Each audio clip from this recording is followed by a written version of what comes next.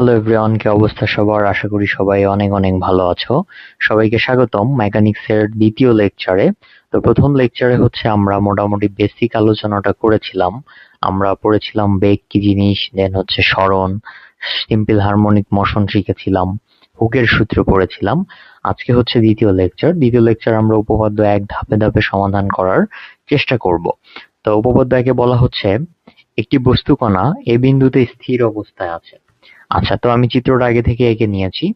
এটা হচ্ছে আমাদের এ বিন্দু। এই এ বিন্দুতে একটা বস্তুকণা আসলে স্থির অবস্থায় আছে এবং ও বিন্দুতে বলের প্রভাবে, তো এটা হচ্ছে আমাদের কেন্দ্র ও, এই ও বিন্দুতে বলের প্রভাবে বস্তুকণাটা এও বরাবর গতি প্রাপ্ত হয়। দেখো, আমি অ্যারো সাইন দিয়ে দেখিয়েছি যে এ থেকে ও এর দিকে গতি প্রাপ্ত হয়। দ্যাট মিনস আমরা বুঝলাম যে বস্তুকণাটা আসলে কেন্দ্রের দিকে গতি প্রাপ্ত হয় এবং বলা হচ্ছে ত্বরণের মান ও বিন্দু হতে দূরত্বের সমানুপাতিক এবং বস্তুকণাটার গতি বের করতে বলা হচ্ছে এবং দোলনকাল বের করতে বলা হচ্ছে।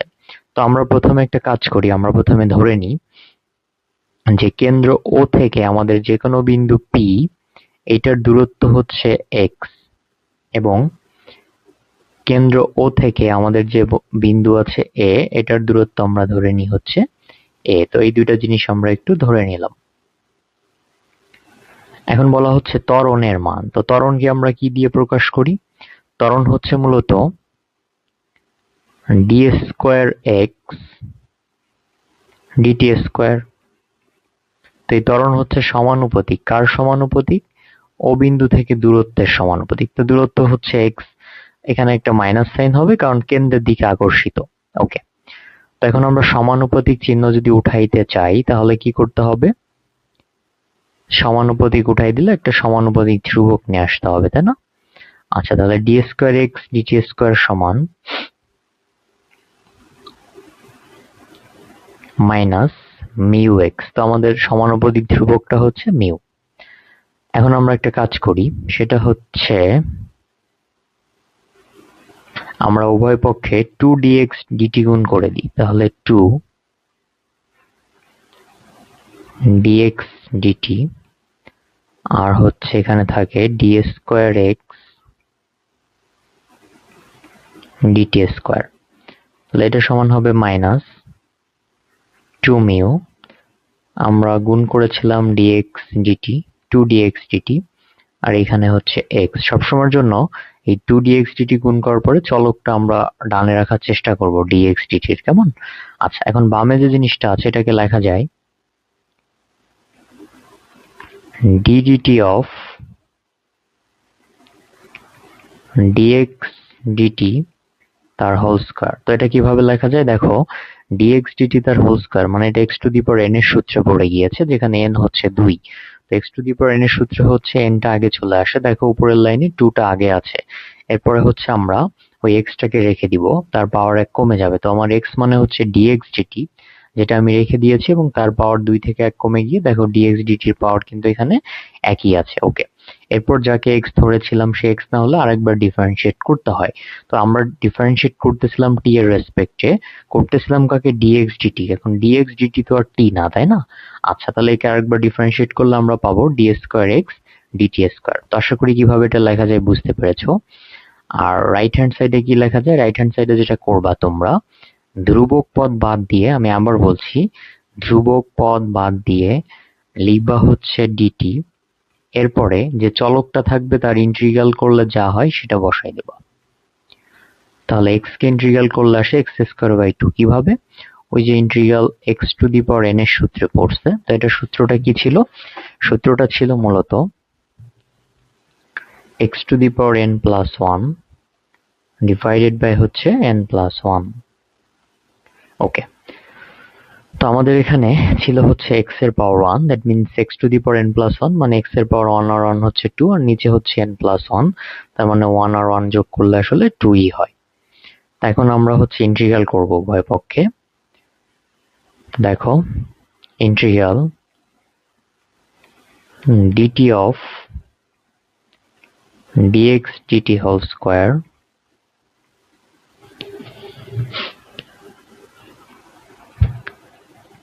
সমান integral minus 2 mu dt x square by হচ্ছে 2। ওকে, এখন দেখো নিচের লাইনে ইন্টিগ্রেশন আর হচ্ছে ডিটি কেটে গিয়ে থাকে ডিএক্স ডিটি হোল স্কোয়ার।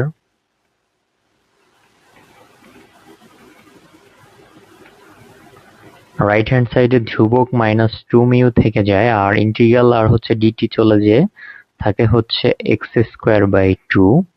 আর যেহেতু একটা আপার লিমিট লোয়ার লিমিট নেই, দ্যাট মিনস এটা অনির্দিষ্ট যৌগজ, আর অনির্দিষ্ট যৌগজ হলে যে কোনো সমাকলন ধ্রুবক যোগ করতে হয়, তো আমরা 2 যোগ করলাম, সমাকলন ধ্রুবক হচ্ছে সি। এখন দেখো এই 2 আর হচ্ছে এই 2 এই দুটা কেটে যায়, তাহলে আলটিমেটলি আমরা কি পেলাম? আলটিমেটলি আমরা পেলাম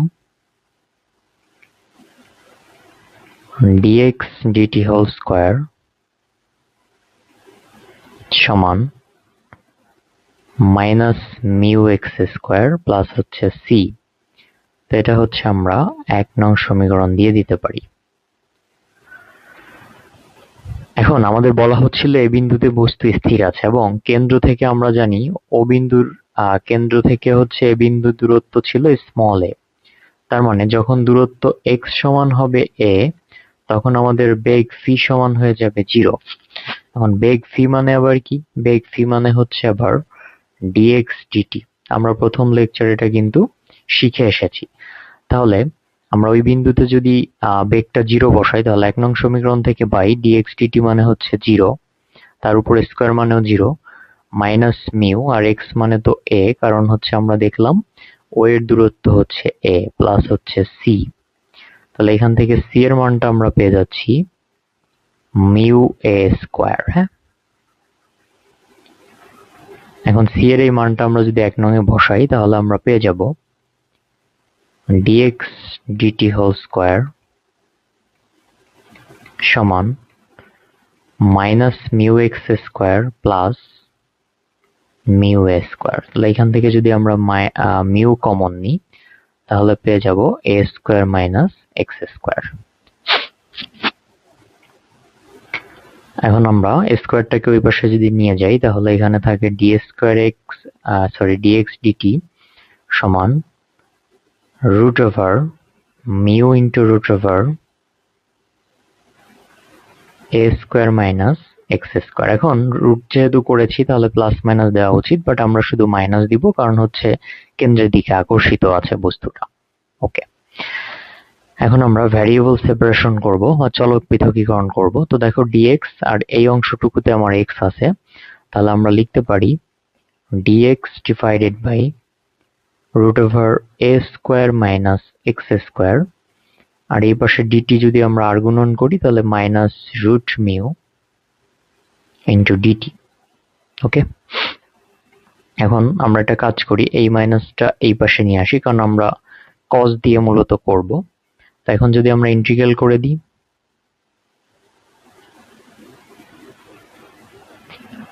এখন ইন্টিগ্রাল যদি আমরা করি তাহলে দেখো minus d x by root over a square minus x square, এটাকে যদি আমরা ইন্টিগ্রেশন করি তাহলে আমরা পেয়ে যাব cos ইনভার্স এক্স বাই এ,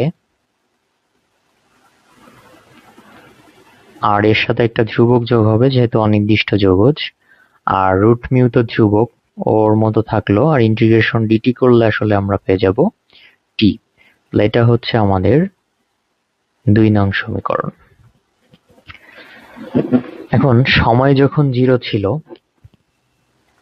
আচ্ছা আমি একটা ডিফারেন্ট কালার নিই।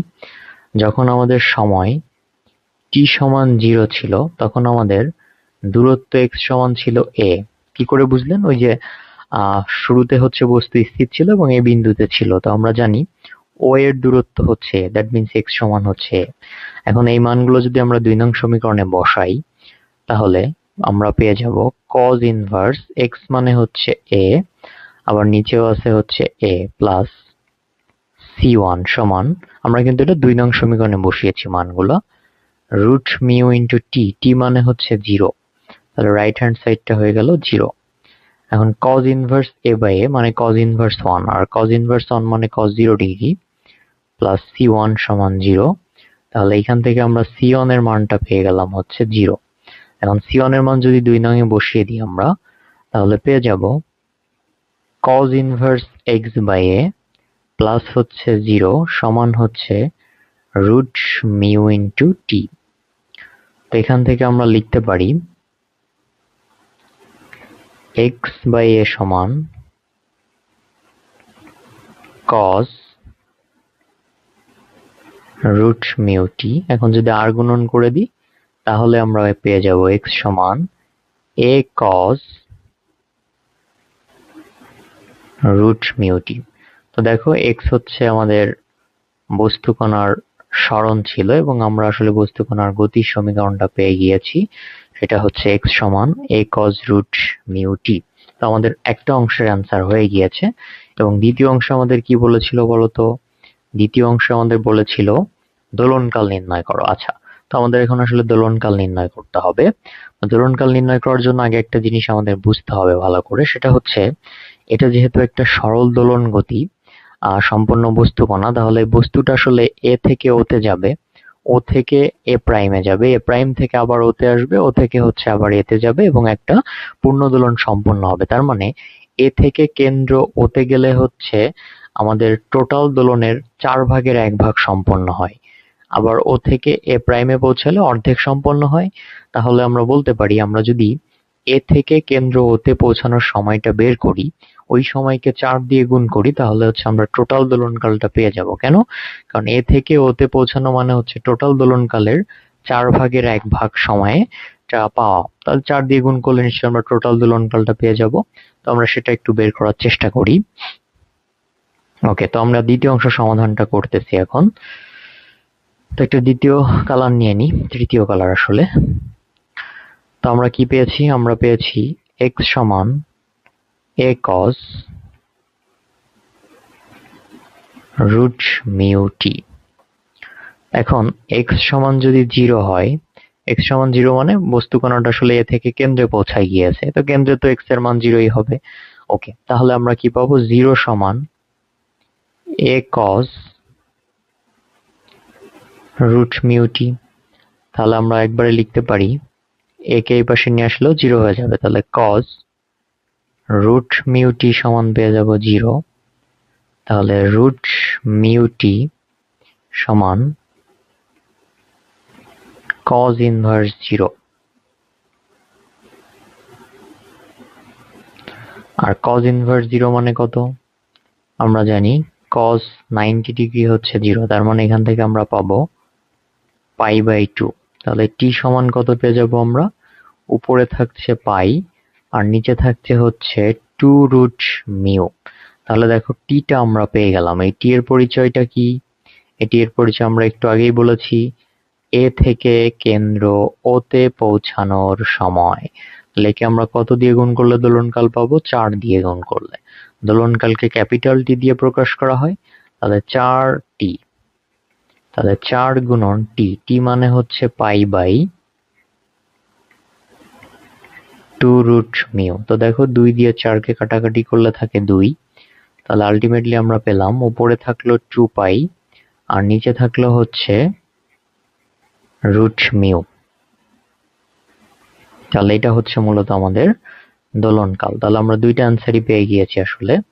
দোলনকাল পেয়েছি টি সমান 2π/রুট মিউ, আর বস্তুর গতির সমীকরণ পেয়েছি আমরা এক্স সমান এ কস রুট মিউ টি। তো আশা করি সবাই পুরো সমাধানটা খুব ভালো করে বুঝতে পেরেছো, যদিও হ্যান্ডরাইটিং খুব একটা ভালো হয়নি, কারণ আসলে গ্রাফিক্স ট্যাব দিয়ে লেখাটা বেশ কষ্টসাধ্য একটা ব্যাপার।